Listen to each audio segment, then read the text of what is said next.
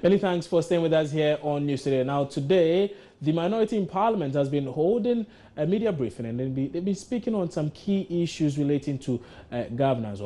Their focus has been on agriculture, but my colleague and parliamentary correspondent Elton Bobe has a lot more. He's joining us on phone with those details. Elton, good afternoon. Many thanks for joining us. Can you tell us what more the minority in Parliament has been saying in this very media briefing? Well, overall, they are saying that the agriculture sector is bleak under the NDC administration. For example, they've been talking about the amount of money the country is spending on the importation of some basic foodstuffs, and they've narrowed it down to 8 food products: rice, sugar, poultry, fish, vegetable oil. And according to them, between the years 2007 and 2015, the total value of imports of these 8 major food items, was between $344 million to $2.3 billion United States dollars. For them, this threatens food security in the country, and it also prevents government from investing more in the agriculture sector, which employs a large number of Ghanaians. So they've also been announcing how they intend to deal with the matters that they've been raising. But overall, they are saying that this is just a prelude to what they will be telling Ghanaians on Sunday when they adore their manifesto to deal with the agricultural sector. Right. Elton, many thanks for that update. And that was joining us, Elton Bobe. He's our parliamentary correspondent. He brought us a lot more on that media briefing by the minority in Parliament. Well, in a bit, we'll be trying to establish contact with our Ashanti regional correspondent, Erastus Asare-Donkor, as far as the Kumasi Metropolitan Assembly elections are concerned. While information we have now suggests that the voting has ended and then counting has actually begun. Let's get a lot more on this from Erastus Asare-Donkor. Erastus, good afternoon. Many thanks for joining us. What's the latest as far as this issue is concerned? Now we are told that voting has ended and indeed counting has begun. Well, indeed, the first round of voting has ended, and the figures as we have them now, Abraham Boadi appreciated from his previous 65 votes to 69 by 4 votes. He appreciated. And then Michael Adisebonsu had 50-0, depreciating by 9 votes. But none of them could still get the 2/3 to win the presiding member position. So we are now waiting for what the EC will say, what the whole General Assembly will do. But I'm getting information they are going to take a break, and they are going to impress upon the two to step aside for fresh limbs to come forward to be voted upon. So that is what we are waiting for now. So as things stand now, I mean, this happens to be the 9th time they are voting for a presiding member and the 9th time they have failed to elect one.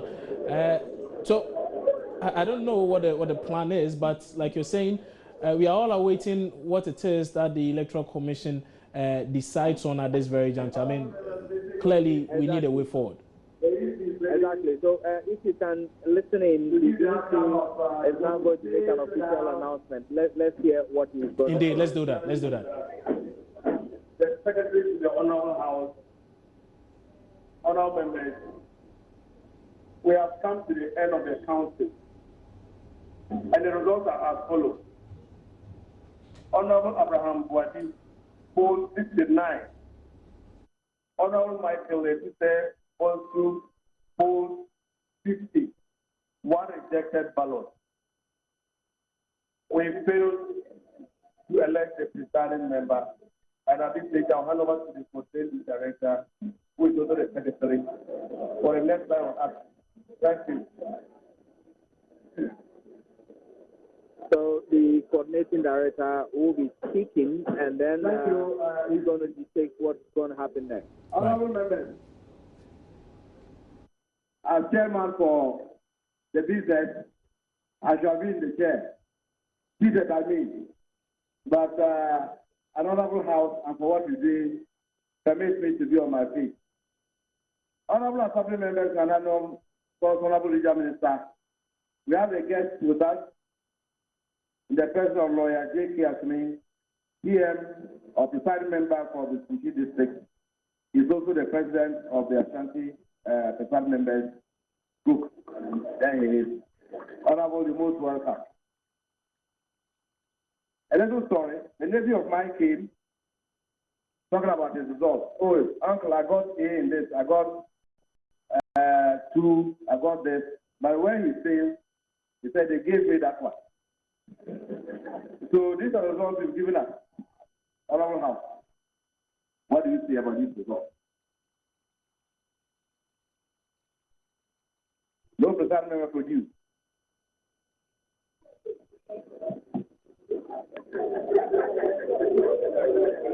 Sorry? Any honorable driver, give the mic. Well, so he's inviting proposals from the General Assembly on the way forward. It's going to take a while because they are going to propose what they think should be done next. It will go into debate, and then they will, at the end of the day, they will have a consensus, and then we'll know where to move forward. But that is what's happening here. Is there a possibility of we having to see this entire exercise happen once more, just so we can get a presiding member before the general elections? Well, come again with your question. No, I was asking whether there remains a possibility that, well, the KMA might have to go through this entire process again, just so they're able to elect someone to represent them, actually to be the presiding member of the assembly before the general elections. Is there such a possibility? And it's possible that we are going to leave here late evening, but this process is going to happen again. They are going to debate on the process on the next way forward. And when they decide, they will go for a break. When they come back, they will put that decision again to the floor. And then certainly we are going to vote again. But what is likely to happen is that some of the assembly members are already proposing that the two should step aside for fresh links who have no link to the factionalism within the assembly, so that they will be voted upon, and they are hopeful that when that is done, indeed, they will get 98 votes to get them a presiding member.